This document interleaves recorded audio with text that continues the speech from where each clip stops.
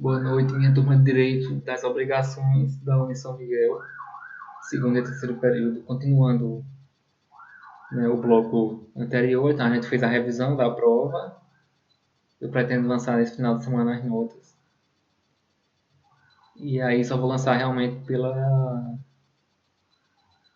sistema. Então não vai ter nota pelo Classroom nem nenhuma outra plataforma. A nota é somente pela, pelo sistema da faculdade, né? Então é isso, nota somente pelo sistema da faculdade. Quem tiver algum probleminha na matrícula, procura a instituição aí para resolver.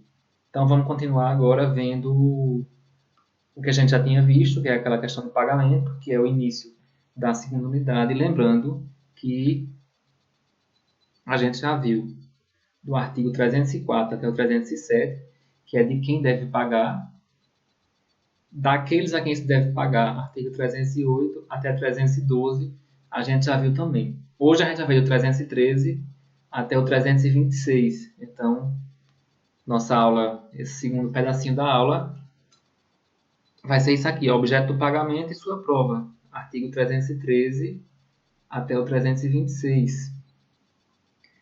Então, ó, o devedor só se libera cumprindo o que foi prometido. Então, se é uma obrigação de dar, só se libera quando entregar aquele objeto pactuado. Se é uma obrigação de fazer, só se libera quando fizer aquilo que ele comprometeu. Se é um show, se é uma aula, se é um quadro. Se é um dentista, quando fizer o tratamento de dente, o advogado, quando fizer a ação judicial, enfim, ou júri, o que ele for falar, fazer. Outra coisa, em regra não se aceita a substituição do objeto.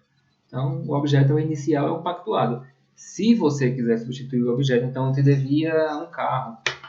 O carro se perdeu. Então a gente tem que seguir o que a gente vinha estudando. Então se perdeu, teve culpa, não teve culpa, quem era o dono?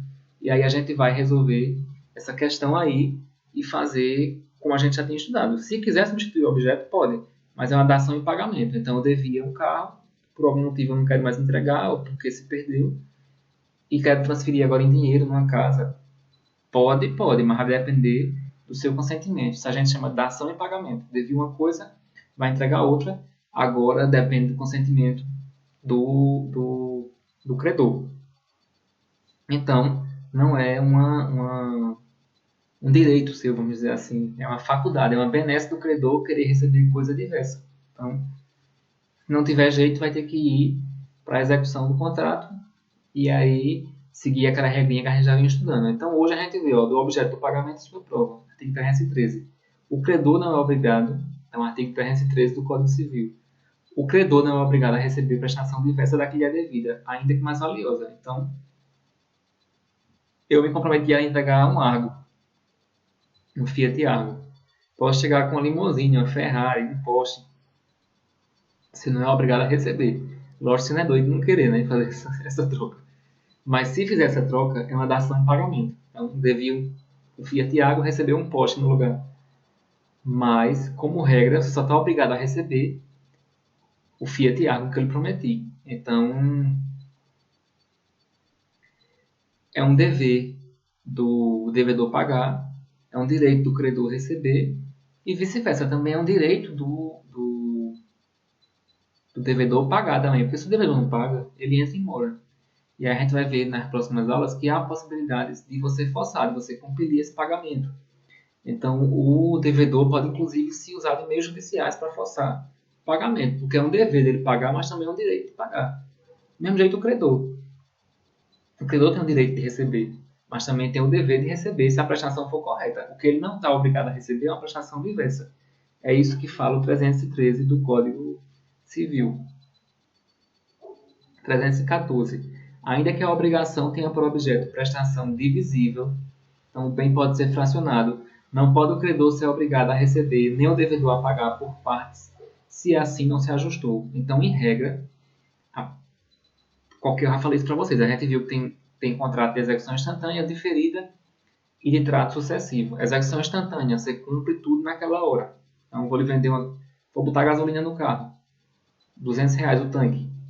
É execução instantânea, você paga na hora e recebe o combustível na hora. Execução diferida, você paga em uma parcela no futuro. Então, eu vou comprar 10 sacas de milho no armazém, mas só pago no final do mês, execução diferida. Vou fazer um contrato de locação. Então, é de trato sucessivo. Durante vários, durante uma certa periodicidade. Peridiciosidade. Eita, agora não vai sair mais não. Depois de um certo período.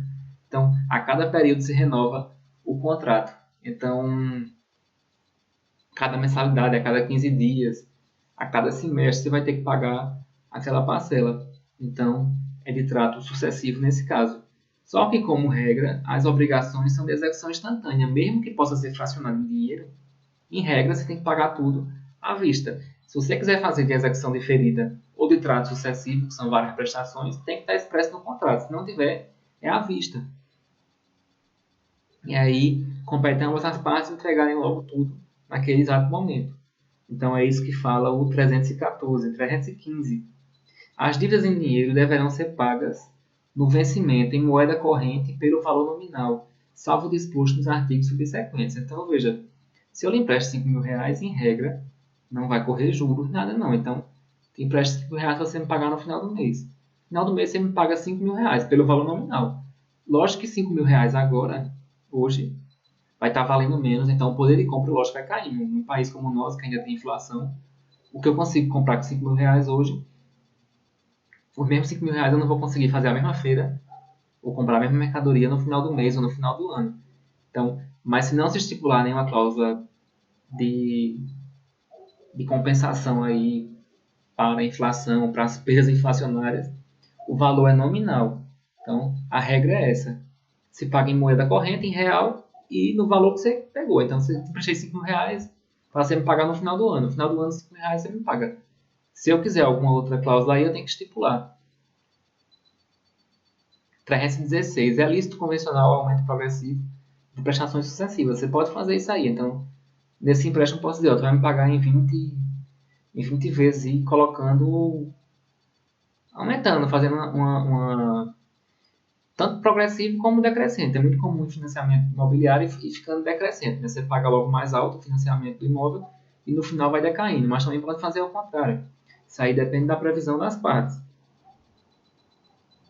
317. Quando por motivos imprevisíveis sobrevier desproporção manifesta entre o valor da prestação devida e o momento da sua execução, poderá o juiz corrigi-lo a pedido da parte, de modo que assegure, quanto possível, o valor real da prestação. Isso aqui é o que a gente chama de teoria da imprevisão. Essa teoria da imprevisão vem prevista em 2 momentos aqui no Código Civil, também está prevista no Código de Defesa do Consumidor. No CDC, vocês vão estudar isso mais para frente, lá no artigo 6. No Código Civil vem aqui no 317 e no artigo 480. Deixa eu só confirmar aqui.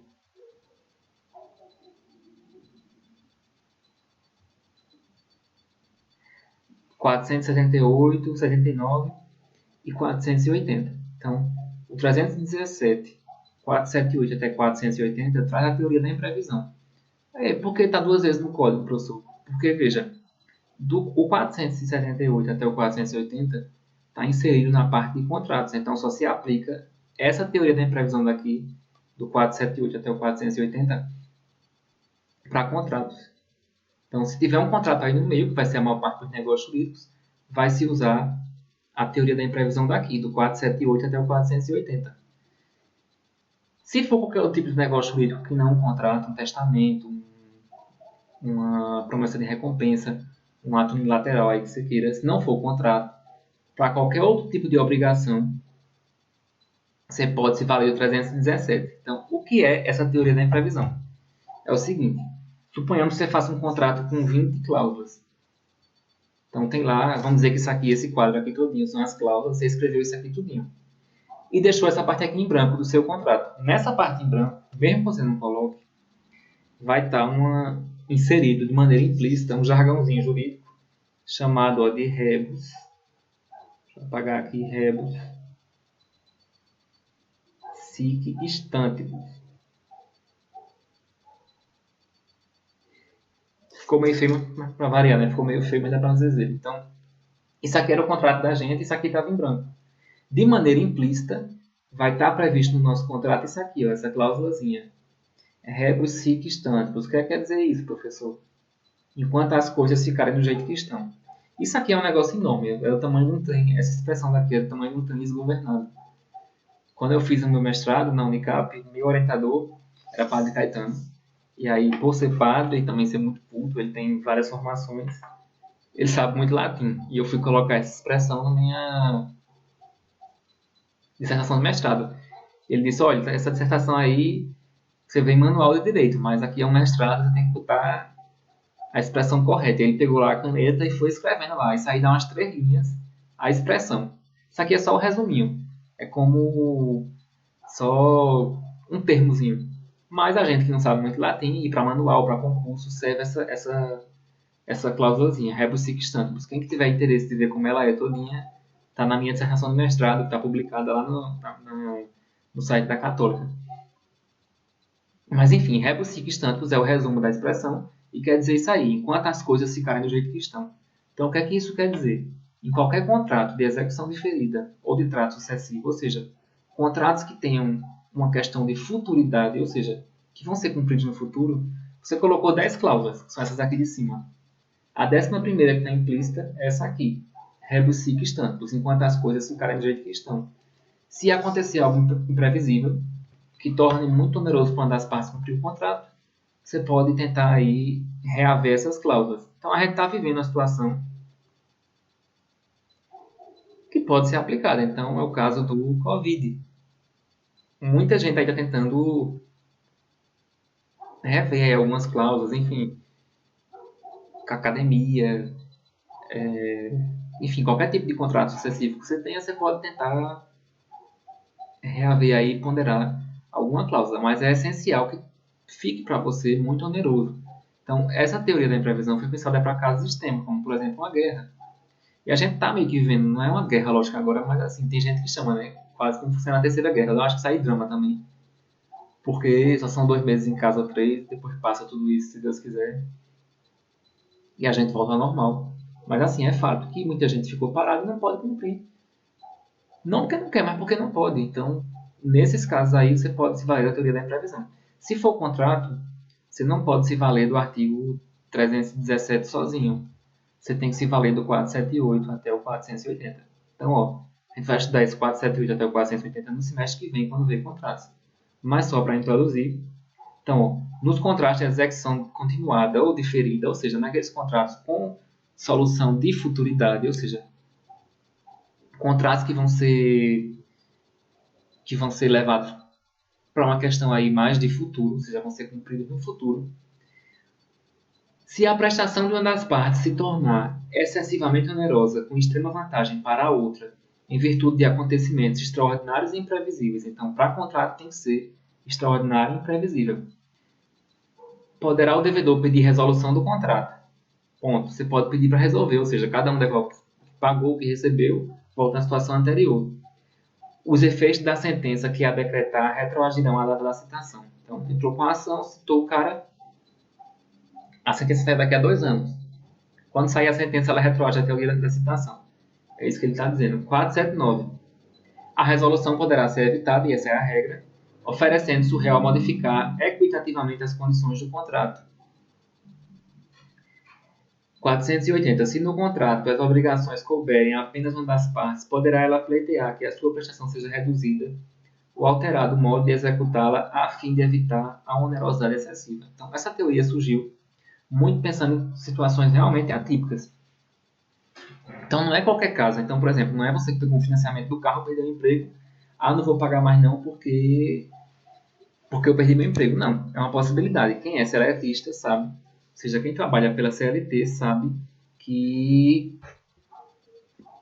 pode perder o emprego. Você tem uma estabilidade, mas é aquela estabilidade da CLT. Então, pode acontecer. Você não pode alegar a teoria da imprevisão. Tem que ser realmente a solução dessa. Quem é que imaginar como o mundo ia parar com o Covid agora? Então, você pode alegar em alguns contratos onerosidade excessiva. Outra coisa, o Código Civil é feito para relações, basicamente, entre particulares e empresários. Eu tenho um livro que eu estava lendo até no começo desse ano, que fala disso aí. Então, cuidado em grupo empresarial, no direito comercial.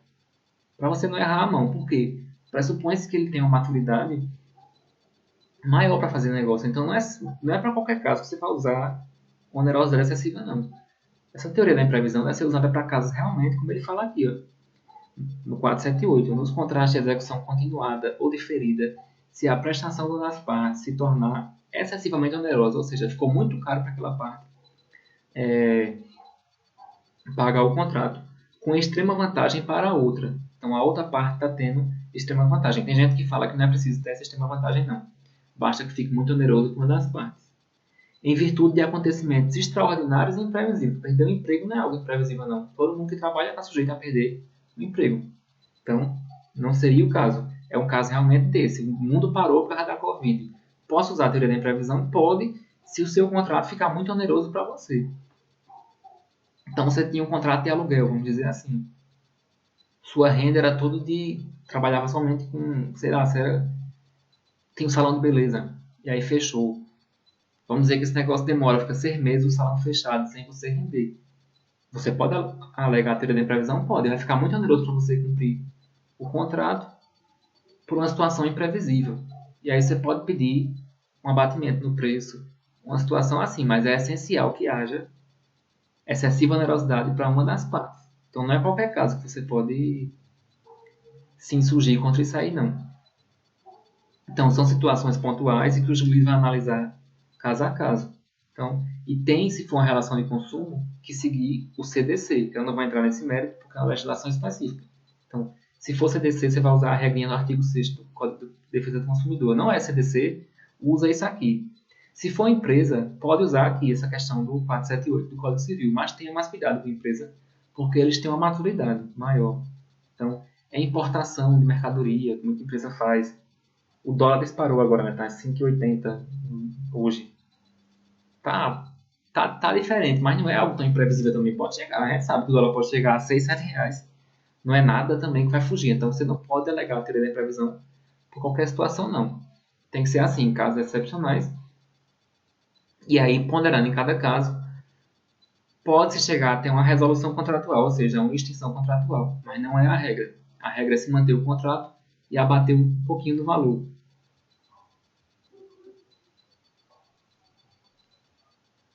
Mas lembrando que tem que ficar muito oneroso para uma das partes. Então não é qualquer caso, não. O pessoal vai me perguntar, academia, não sei o quê. Você deve continuar pagando. Eu mesmo, por exemplo, eu tenho um contrato de estacionamento. Eu trabalho ali no centro do Recife. Vocês viram onde é, quando fizeram aquela visita lá no tribunal. E é muito ruim de parar. E eu sou mensalista, então assim, eu pago por ano, na verdade. Pago por mês, mas é um contrato anual. Então se eu tiver de férias, se tiver uma situação dessa, eu tenho que continuar pagando aquele valor. Eu não pago por diária, eu não pago por hora que eu fico no estacionamento, eu pago por mês. Então eu continuo pagando mesmo sem usar. Tem um mês e pouco que eu não uso. Mas ela tem uma questão de noção de coletividade, né? Se eu parar de pagar, vai prejudicar ele, é um estacionamento pequeno, só tem um empregado. E aí provavelmente aquela pessoa que é o rapaz que trabalha lá ia ser o mais prejudicado. Então eu espero também que os outros mensalistas, que são poucos, estejam também arcando com isso aí, porque é durante o período normal, o mensalista para um contrato desse aí é um prejuízo, porque lá ele cobra R$ 8 a hora, para quem não tem contrato mensal. Para a gente ele faz um valor mais reduzido, então. Mas por quê? O empresário tem que ter essa visão. Um momento como esse, quem é que vai segurar o negócio dele? Os mensalistas. Então também a gente não pode só pensar na gente. Então tudo isso aí tem que ser ponderado. Essa questão da boa fé contratual. Como eu estou trabalhando à distância, não tive, enfim, grande redução de renda, teve só um pouco. O tribunal cortou um pouco da gente, mas enfim, dá para continuar pagando. Então eu não posso usar a teoria de previsão nesse caso específico. A academia que eu malho, ela, lógico que ninguém está malhando, e ela fez uma redução. Eu achei isso mega justo. Então eu não posso alegar a teoria da empresa e dizer, vou romper logo o contrato. Não. Tenta manter, ela deu um desconto grande. Aí depende da situação específica. Teve gente aí de colégio que tá querendo negociar, mas agora os colégios estão tendo mais gastos também com essas plataformas digitais que estão tendo que lançar, enfim.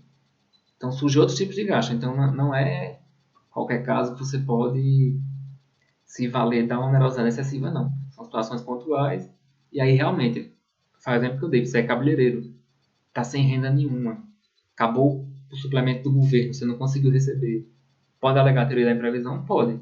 E aí pleitear uma redução do valor do aluguel, se não conseguir resolver o contrato. Aí vai pagar alguma multa, alguma coisa e extingue o contrato.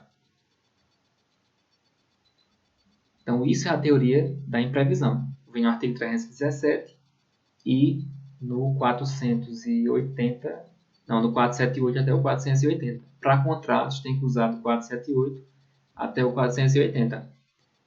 Para qualquer outro tipo de negócio, pode usar o 317. E se for relação de consumo, vai usar lá do Código de Defesa do Consumidor. Então, teoria da imprevisão é isso aí. É uma forma de você,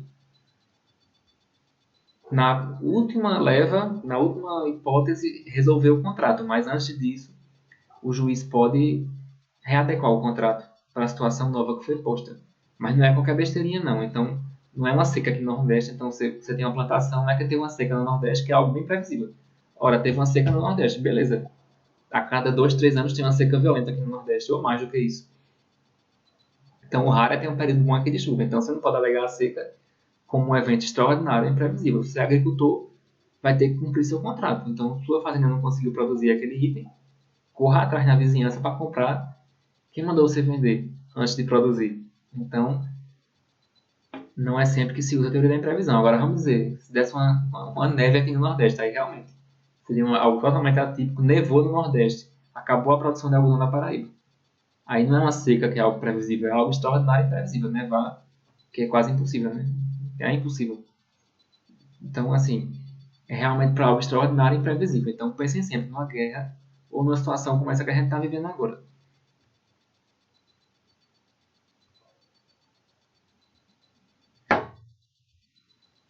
E aí, lembrando que para se aplicar essa teoria da imprevisão, tem autores que falam que é preciso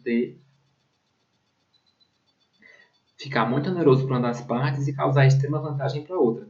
Então, que é como fala lá no 478. Já tem autor que fala que não, que basta que fique muito oneroso para uma das partes, sendo dispensável esse requisito da extrema vantagem para outra parte. Então, 317, teoria da imprevisão. 318, são nulas as convenções de pagamento em ouro ou em moeda estrangeira, bem como para compensar a diferença entre o valor desta e o da moeda nacional, excetuados os casos previstos na legislação especial. Então, vê só, isso aí se tentou instaurar o custo forçado, que é o quê? Todo negócio feito no Brasil ser feito pela nossa moeda. Por quê? Lembra que o código teve um projeto de 1972, é um código antigo. Ele é de 2002, mas nasceu velho, né? Então, o código é antigo. E antigamente a gente tinha aquele problema com moeda. Quem veio resolver foi do governo Fernando Henrique para cá, que teve a moeda real e a gente hoje tem uma estabilidade cambiária. Então talvez nem precisasse disso aí hoje. A gente hoje tem uma moeda forte. Assim, está desvalorizada, mas é forte ainda, né? Então, a gente tem uma moeda, não está naquela chuva, naquele samba do crioulo doido que era antigamente, que era cruzeiro, cruzado, não sei o que. Você não conseguia nem acompanhar a moeda. Então o real veio aí para nos trazer essa estabilidade. Então, o que o código tentou nesse momento aí foi trazer o custo forçado. Então, no Código passado 16 se permitia fazer com qualquer moeda, até que no decreto 23501 de 1933 se instituiu o custo forçado. Então, ó, decreto 23501 de 1933. Esse decreto foi modificado ainda pelo decreto 316 de 1967, mas desde 33 a gente já tinha esse custo forçado. E aí isso aí foi jogado no Código de 2002, como muita coisa nesse código foi copia e cola do código passado, e isso está aí. Então, são situações muito pontuais em que você pode fazer contrato com moeda estrangeira, geralmente para quem negocia com estrangeiro. Então, esse decreto 316 de 1967 fala no seu inciso 1. A derrogação do decreto 2351, que foi aquele primeiro que eu falei para vocês, a que se refere o artigo 6º do Decreto-Lei 238 aplica somente. Então, quando é que se aplica essa questão do custo forçado? Aos empréstimos e qualquer obrigações cujo credor ou devedor seja pessoa residente ou domiciliada no exterior. Então, seria um caso de não usar o dinheiro nacional. Qualquer empréstimo ou obrigação cujo credor ou devedor mora fora do Brasil. Aí você pode fazer em peso argentino, peso chileno, em dólar, em euro, enfim. 2. Os negócios jurídicos que tenham por objeto a cessão, transferência, delegação, assunção ou modificação das obrigações referidas no inciso 1 anterior, ainda que ambas as partes contratantes sejam pessoas residentes domiciliadas no país. Então, qualquer contrato que surgiu com uma das partes residente no exterior, esse contrato, mesmo que depois haja substituição processual e uma das partes venha morar aqui, ele pode ser feito com moeda estrangeira. Lógico que, minha gente, a lei não obriga nada enquanto não for levado ao judiciário. Nada impede que você faça um contrato em ouro, em dólar. Se você fez o contrato A, um B, para pagar em dólar, ambos estão de acordo, pagaram. Então A vendeu a mercadoria, B pagou em dólar. Pronto, e aí? Não foi levado ao judiciário. O que é que vai ser aplicado esse artigo? Nada. Então, a lei, ela cria diretrizes, traça normas, mas a partir do momento que for levada para o judiciário. Se não chegar ao judiciário, isso aí não vai ser invalidado. Então, aquele contrato de barra de ouro, em dólar, em euro, pode ser feito enquanto não se leva para o judiciário. Se levar para o judiciário somente nesses casos do decreto 316. Então, só reforçando, a gente teve a instauração do curso forçado em 1933 pelo decreto 23.501, que foi modificado pelo decreto 316 de 67.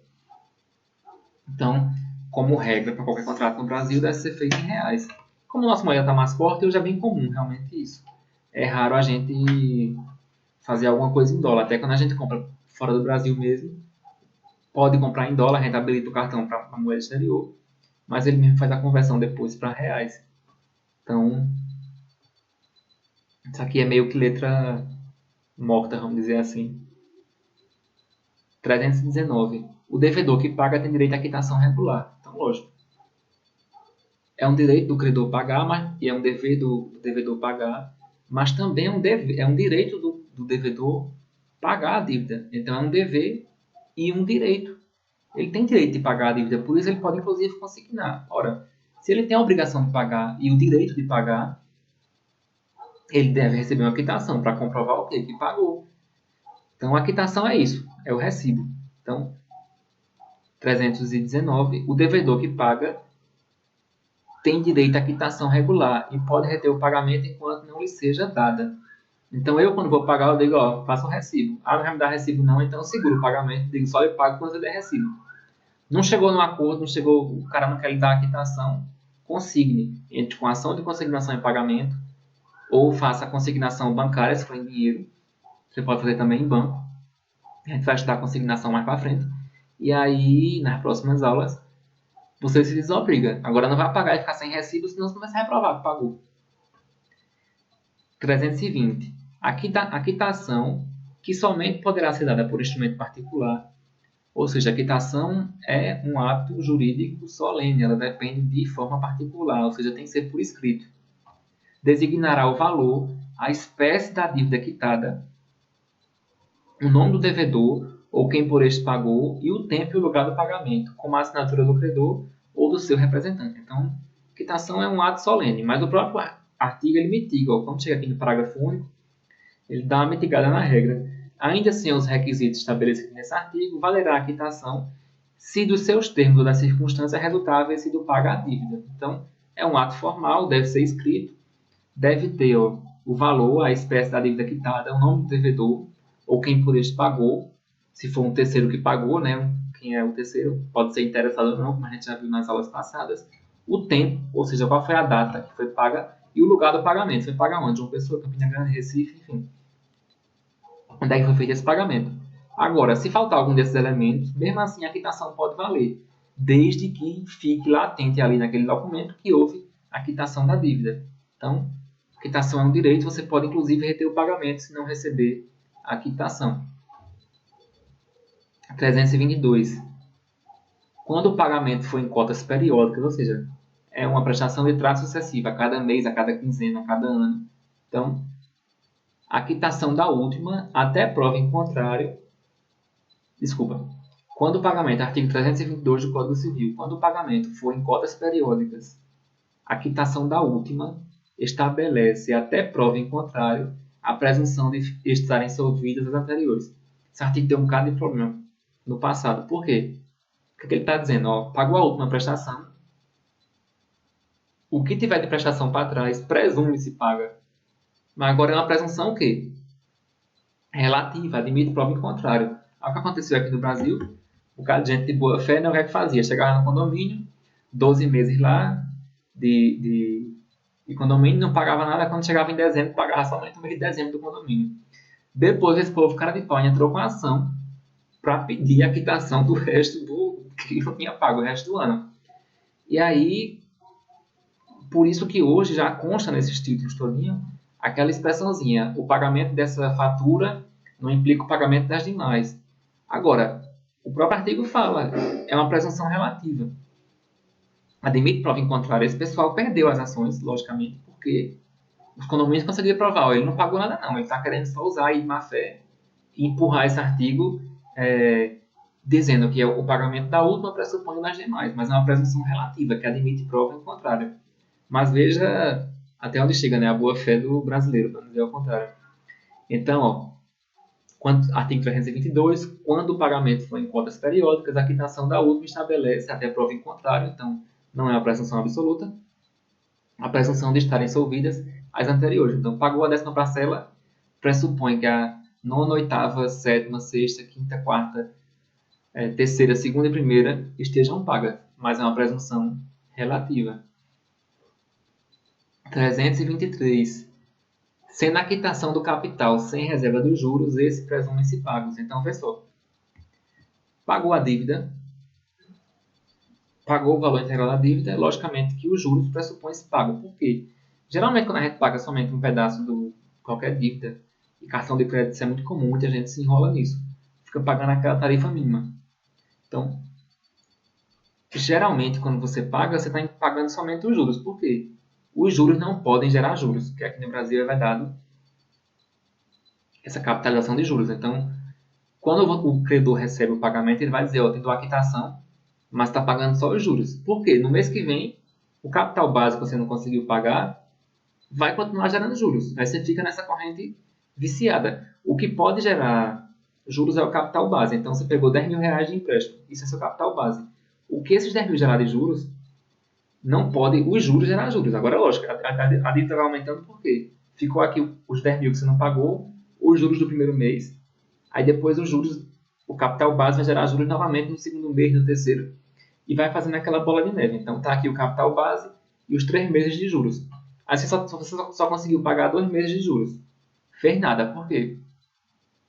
No mês que vem, o capital base vai conseguir gerar juros novamente. Aí vem mais uma porradinha aqui de juros para você. Só tem um jeito de você conseguir quitar a sua dívida. É pagar os juros e ir amortizando o capital base. Se você não conseguir fazer isso, vai se enrolar aí no teor deste artigo. Então, sendo a quitação 323 do capital sem reserva dos juros, esses presumem-se pagos. Então, se o cara lhe der a quitação, ele não é burro de fazer isso, pelo capital base, depois você consegue matar a dívida. Por quê? Os juros não podem gerar juros, só o que gera é o capital base. Agora, ninguém é menino. Quando ele vai lhe dar a quitação, ele vai lhe dar a quitação dos juros. Então, se você receber quitação do capital base, a presunção é que você pagou os juros. Por quê? Só se o cara fosse burro realmente, ele dá a quitação no capital base, tendo juros a pagar ainda. Então, o banco, credor vive disso. Fica cobrando somente, empurrando as quitações nos juros. Enquanto você não conseguir amortizar o capital base, não vai sair dessa dívida. Por quê? Somente o capital base é o que gera juros. Então, quando você vai pagando, então a dívida é de 10 mil reais. Aí no mês foi para 11, porque gerou R$ 1.000 de juros. No outro mês foi para 12. Aí você só conseguiu juntar R$ 1.000. O que é que você fez? Vai pagar aqui, ele vai lhe dar a quitação por aqui. Você vai continuar devendo 11 mil reais. E no mês que vem, os 10 mil vão produzir mais 1.000 de juros. E assim vai, até você conseguir pagar os 2 mil aqui de juros e ir amortecendo o capital base aqui. Então é isso que fala o artigo 323. Sendo a quitação do capital sem reserva dos juros, esses presumem-se pagos. Lógico, porque se o cara te deu quitação do capital base, é porque não tinha mais juros. Porque a lógica é que ele impute a cobrança nos juros, porque é o que não gera nenhum resultado para ele. O capital base é que é a menina dos olhos, vamos dizer assim, para o banco, porque é o que vai todo mês gerar juros para você. Espero que tenha conseguido entender. Qualquer coisa você me pergunta aí online depois. 324. A entrega do título ao devedor firma a presunção do pagamento. Parágrafo único do 324. Ficará sem efeito a quitação assim operada se o credor provar em 60 dias a falta do pagamento. Vê só, título de crédito você não estudar mais para frente. É letra cambiária, então cheque, nota promissória, negócio quase ninguém mais usa hoje em dia. Só alguns comerciantes, porque hoje a gente tem cartão de crédito. Não tem mais sentido estar passando cheque para ninguém, nem nada. Quando vocês forem estudar título de crédito, vocês vão ver que tudo a gente estuda com base na letra de câmbio. Vamos dizer que é o embrião dos outros títulos de crédito. Então, vocês vão estudar por letra de câmbio. E aí, letra de câmbio, nota promissória, cheque, duplicata. Quem tiver com o título, pressupõe que está pago. Então, por exemplo, vocês me deram uma promissória. Por quê? Eu emprestei 10 mil reais para vocês, vocês me deram uma promissória no valor de 10 mil reais. Por quê? Se vocês não me pagaram, eu estou com título de crédito, certo? Eu executar esse título e cobrar os 10 mil reais de vocês. Se eu entrego este título, essa promissória para vocês, e coloco lá, recebi 10 mil reais dos meus alunos, e vocês estão com essa promissória, o que é que quer dizer? Pressupõe-se que vocês pagaram a dívida para mim. Então, quem está com o título, pressupõe-se que, em sendo devedor, que recebeu o pagamento. Agora, admite prova em contrário. É isso que fala o 324. A entrega do título ao devedor firma a presunção do pagamento. Então, só reforçando o 324, eu, professor de vocês, emprestei 10 mil reais para vocês. O que é que vocês fizeram? Me deram uma promissória. Por quê? Se não me pagarem, é minha garantia. Eu executo a promissória e aí vou reaver os 10 mil reais de vocês. O que acontece? Vocês me pagam os 10 mil reais pegaram emprestado e eu devolvo, logicamente, para vocês como quitação a promissória. Só em devolver a promissória já é prova da quitação. O ideal é que, além disso aí, além de devolver a promissória, eu ainda coloque nela lá dizendo que vocês me pagaram. Meus alunos me pagaram os 10 mil reais. Por isso, devolvi a promissória. Pronto. Entrego para vocês. Mas mesmo que eu não faça essa quitação na própria promissória, só o fato de vocês estarem com o título já há uma presunção de que vocês me pagaram.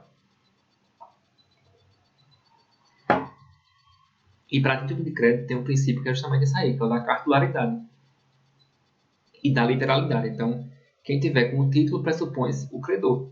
Então, se vocês eram devedores desse título e estão com esse título, pressupõe que vocês pagaram. A não ser que vocês tenham entrado aqui em casa, né, e roubado o título, alguma coisa assim ilícita. Mas aí eu vou ter que provar.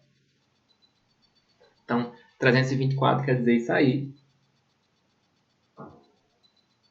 E fica sem efeito a quitação, parágrafo único, assim operada se o credor, eu que sou o credor de vocês, provar em 60 dias a falta do pagamento. Dizer, ó, não, eu não recebi pagamento não, eles estão com o título porque eles me roubaram, não sei o quê. Lógico que eu tentei fazer isso com o professor de vocês, né? Mas só para dar o exemplo aqui. 325, presume-se a cargo do devedor as despesas com pagamento e quitação. Então, quem paga a despesa com pagamento e quitação é o próprio devedor. Então, o que gastar com transporte para fazer pagamento é o devedor quem vai pagar, salvo expulsão em contrário. Então, é só uma presunção. Se ocorrer aumento por fato do credor, suportará a despesa acrescida. Então, eu sou locador de vocês, aluguei um apartamento. E eu digo, ó, vocês vão ter que me pagar pessoalmente. Eu só recebo esse aluguel pessoalmente, não quero receber em banco. E aí eu moro aí em Recife. Vocês só irem em Boa Viagem me pagar. Com esse Covid, vocês sabem, eu vim para Campina Grande, estou na Paraíba. E eu continuo insistindo, ó, vão ter que me pagar pessoalmente, não recebo por outra forma. É assim, beleza. A despesa com transporte originalmente seria de vocês. Então, enquanto fosse levar o pagamento até Boa Viagem, beleza. Agora, eu vim para Campina Grande, vocês tiveram culpa nisso? Não. Então, essa despesa extra para trazer o dinheiro até Campina Grande, quem vai arcar sou eu. É isso que fala o 325. Então, ó, aumento por fato do credor, que foi isso. Eu morava em Boa Viagem, mas por essa questão estou em Campina Grande. Vocês vão ter um gasto a mais para me entregar. Então, esse gasto a mais quem paga sou eu. Então, se ocorrer aumento por fato do credor, suportará esta despesa acrescida. Então, 325 é isso aí.